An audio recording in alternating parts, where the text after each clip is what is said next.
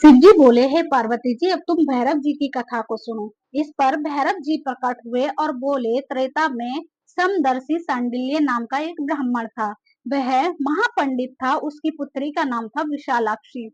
वह अति सुंदरी। बाल्यकाल में ही उसके पिता ने उसका विवाह कर दिया। विवाह के बाद भी वह अपने पिता के घर पर ही रहती थी। युवा हो गई। युवा अवस्था होने पर भी उसका पति ना आया। अतः सांडिल्य ब्राह्मण की कन्या पापरता हो गई। इस कन्या ने काशी में बड़े पाप किए। सुंदरी होने के कारण दूर दूर से युवक उसके पास आने लगे। वह बड़ी पापिन हो गई। एक समय मार्गशीर्ष मास में बड़े बड़े पापों को नष्ट करने वाली पंचक्रोशी यात्रा के मार्गियों को देखकर वह विचारने लगी कि इन लोगों के पापरत किया जाए। उस रात्र यात्रीगण दुर्गा कुंड पर रुके हुए थे। विशालाक्षी धन के लोभ से वहां गई। वहां भजन कीर्तन का स्वांग रचाया। यात्री उसका भक्ति भाव देख करके प्रसन्न हुए और उसे वैष्णवी समझकर बड़ा दान पुण्य किए।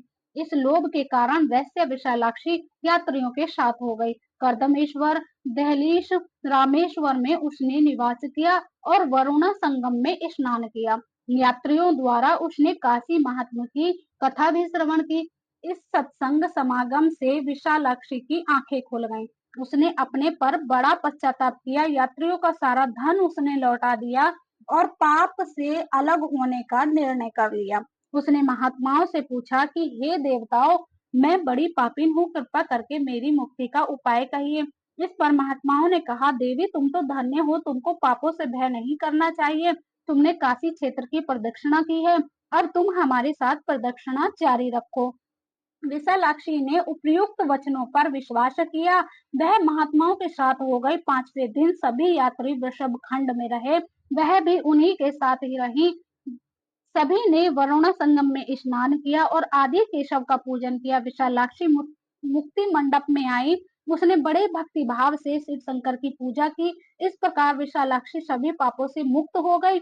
उसके पिता सांडिल्य ने बड़े आदर के साथ उसे अपने घर में स्थान दिया। वह इस प्रकार पवित्र हो गई।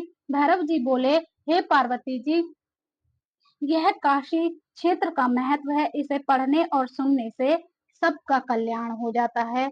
ओम नमः शिवाय। हर हर महादेव।